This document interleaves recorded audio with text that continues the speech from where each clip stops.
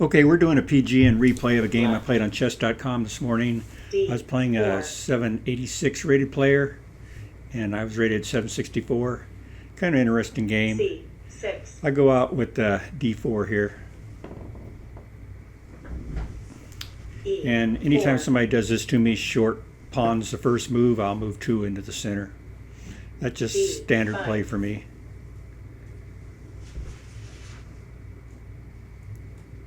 Knight C3. Want to protect that captures pawn in front of the king there, but he took it anyway, so I just take it back with the knight. Knight captures E4. Gotta watch that queen. Knight F6. Okay, I go up and jump on this knight right away because I can double his pawns, and that gives me a slight advantage. E captures F6. Here comes that queen I was talking about. Knight F3.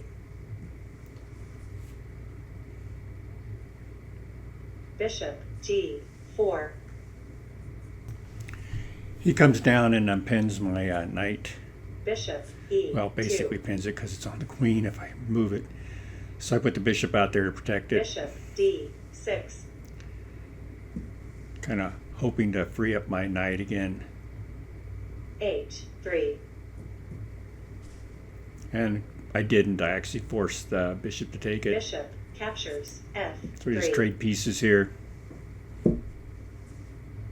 Bishop captures F3. Castle kingside. He castles. G3. And at some point I noticed that with this move that my castling isn't quite as secure as I normally is when I play a game. I was a little concerned about that. D captures C5. Wouldn't and took that, thinking if he takes it with the bishop, I'll just go up and take his queen. A5. But that's not what happened. He actually came down here and put me in check. So I knew I'd lost that pawn. D2. I think that evens the game up. Queen captures C5. Now's when the game starts getting Bishop kind of interesting. E3.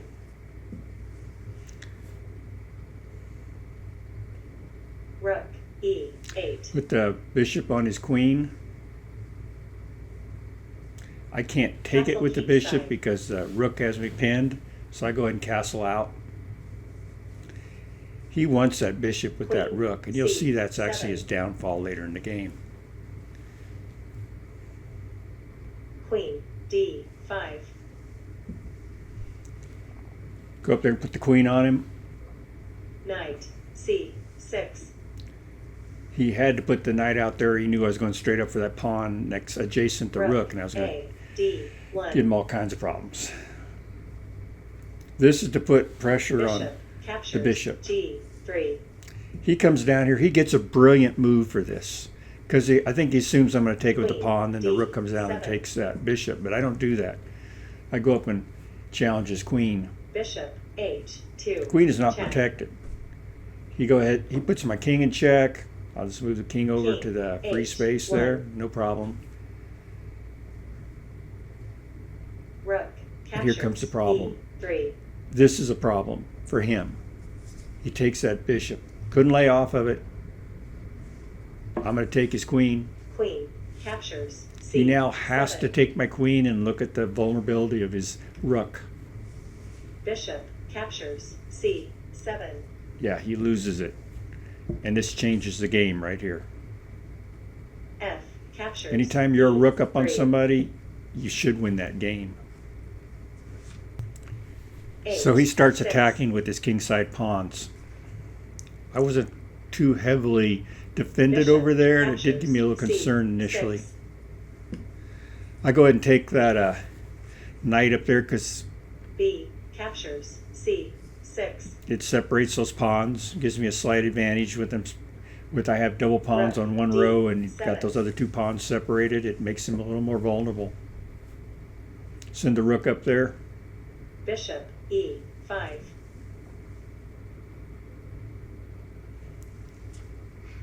Obviously, I can see he's on that pawn C3. sitting on B2, so I just move up the C2 pawn to C3. G5.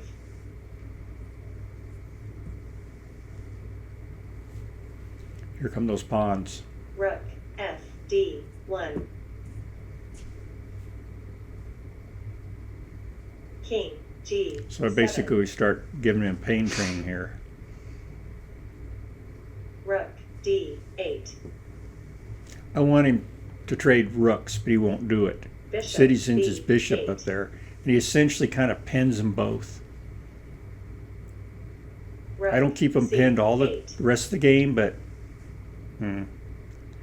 when he did get unpinned, he H5. didn't take advantage of it. Here come those pawns again. Rook captures C6. Go ahead and take that pawn. It's just hanging there, and at this point he could have got free, but he G4. didn't.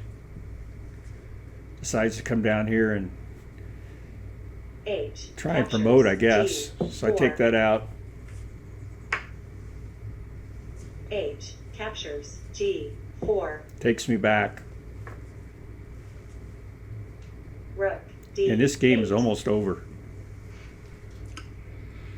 Once again, I have a plan here. King I've got him G6. pinned, but at the same time, I'm going to use that rook for sure. King G2. Get the king up there to guard that pawn coming down any further. King G5. At this point, I could have went over the top of that pawn, Rook but I decided to come down and D5. put his king in Check. check.